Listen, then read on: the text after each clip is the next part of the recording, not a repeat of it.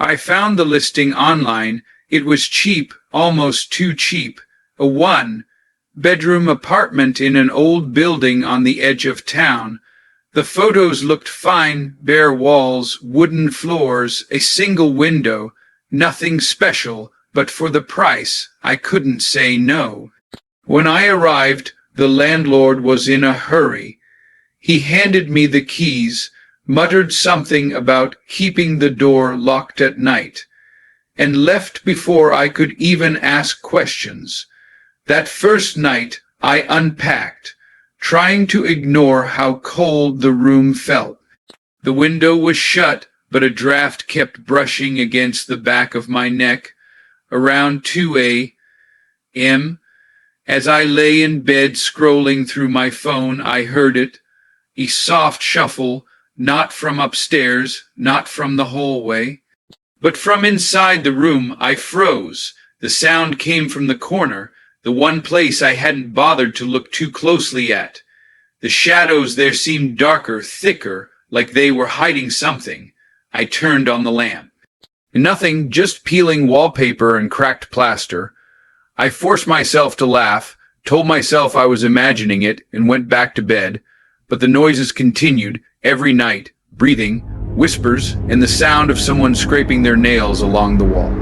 By the third night, I couldn't take it anymore. I pressed my ear to the wall and realized it was hollow. Something, or someone, was inside.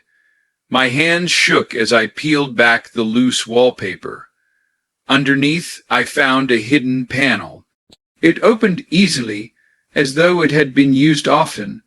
Behind it was a crawl space, dark, narrow, and reeking of rot. I shined my phone's flashlight inside. That's when I saw her, a woman, pale, thin, her eyes wide and glassy, staring back at me. Her hair was tangled, her lips cracked. She whispered one word, mine. Before I could move, she lunged out of the crawl space with unnatural speed, her hands clawing at my face. I fell back, kicking and screaming, but she didn't stop. Her nails raked across my chest as she tried to drag me inside with her. I managed to slam the panel shut, trapping her inside, but not before I heard her laugh.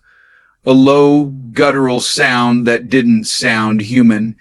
I ran out of that apartment that night, leaving everything behind. The next morning, I called the landlord. His only response was, "You shouldn't have opened the wall. She doesn't like being disturbed." I never went back.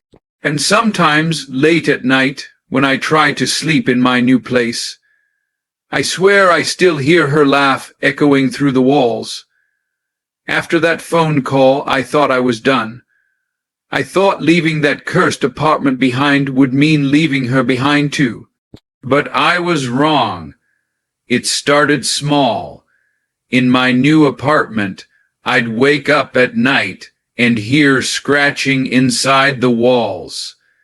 At first, I told myself it was rats, or maybe plumbing. But then I started noticing something worse. The scratching wasn't random.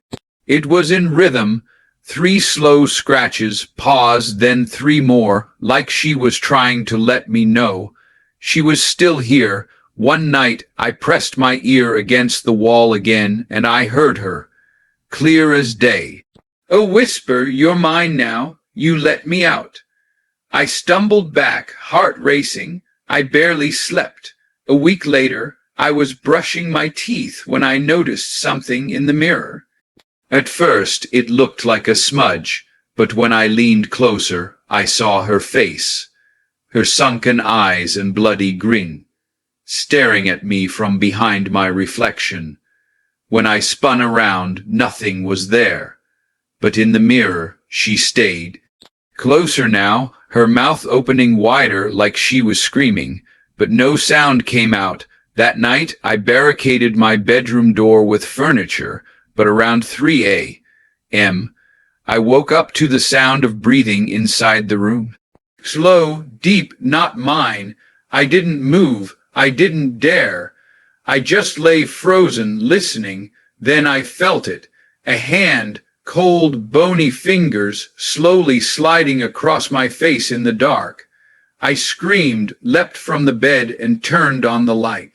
The room was empty. The barricade was untouched, but on the wall, scratched deep into the paint, were 3 words, "She is here."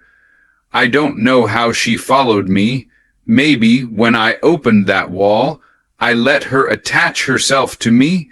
Maybe she never lived in that crawl space at all. Maybe she just waits for someone to set her free. I moved again, far away, different city, different building. But last night, as I tried to sleep, I heard it. 3 slow scratches, pause, 3 more, and then her voice. I told you, you'll never escape me. I thought moving again would save me. New city, new apartment, no old furniture, no traces of that cursed room. But it doesn't matter anymore. Last night I heard the scratching again, low and deliberate.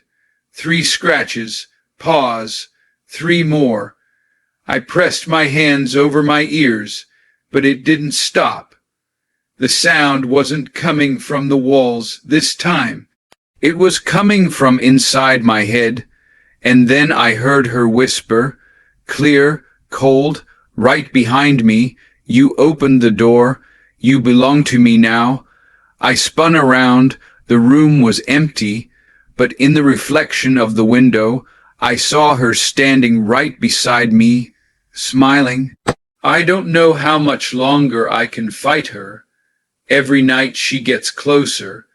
Every night she takes a little more. And maybe tonight, when I close my eyes, I won't wake up as me anymore.